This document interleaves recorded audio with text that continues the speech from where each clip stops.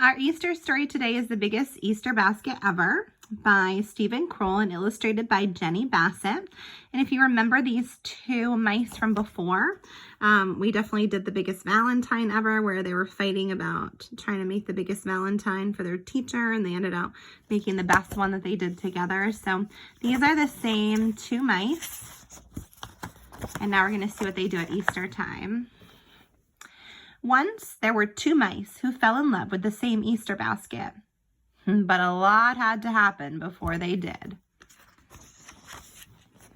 The week before Easter, Mom and Dad's in Mouseville were spring cleaning and baking cookies when the mayor made his announcement.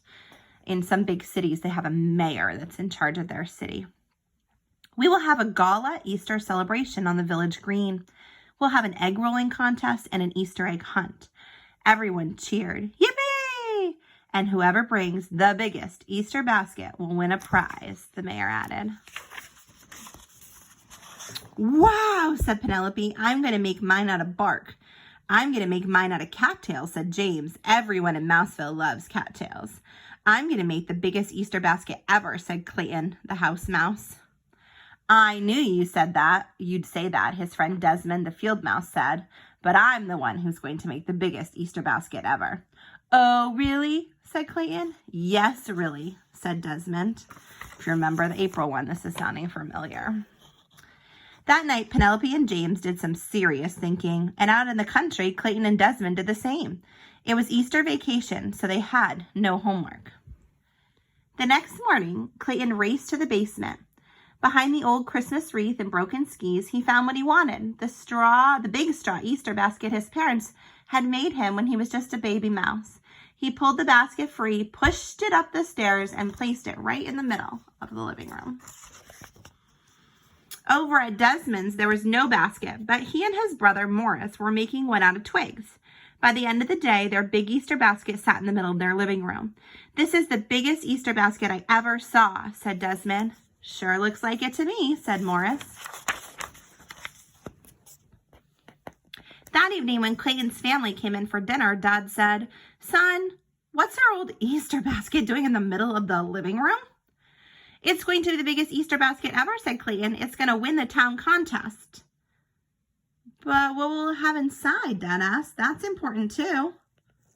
"I hadn't thought about that," said Clayton. The same thing was happening at Desmond's house.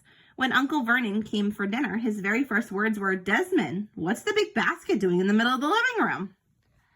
Desmond smiled.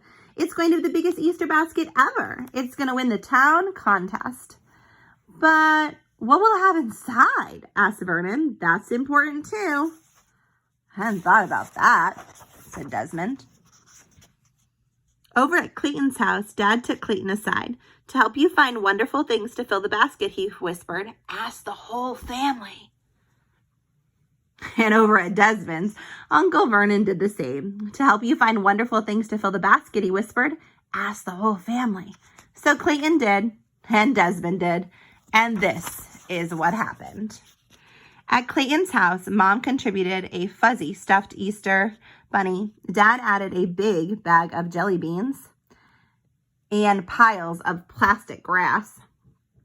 Brother Andy and Sister Trudy appeared with a chocolate bunny, chocolate foil eggs, and a little stuffed duck that made a loud quacking noise. Carefully, Clayton arranged everything in his basket.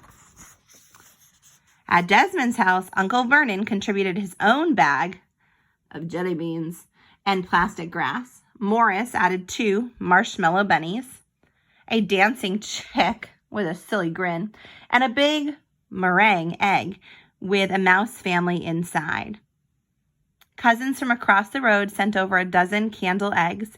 Carefully, Desmond arranged everything in his basket. The next morning, Clayton rushed into town to check out the competition. Both Penelope and James had their baskets the same size as his.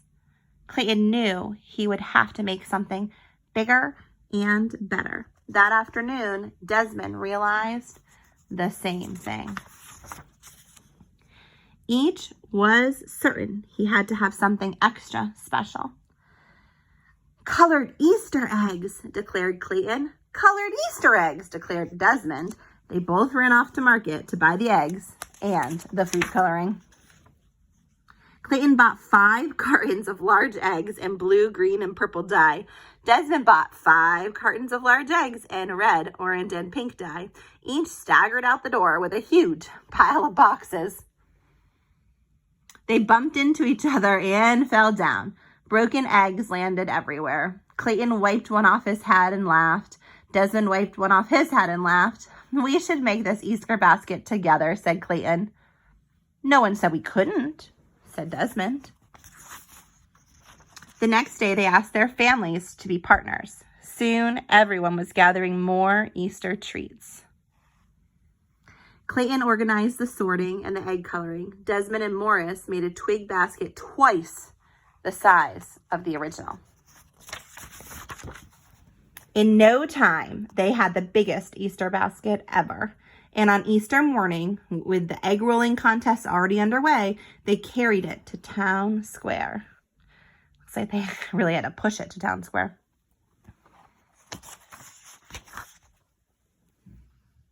Immediately, the mayor awarded both families the prize, a giant cheese bunny. Everyone danced around, munching and high-fiving. Then they shared the basket with the whole town. "We did it," said Clayton and Desmond, handing out chocolate foil eggs. "All of us together." And once again, the lesson is doing things together makes it better instead of competing and trying to do things bigger and better than your friends. Do it together and make it extra amazing. Have a wonderful day.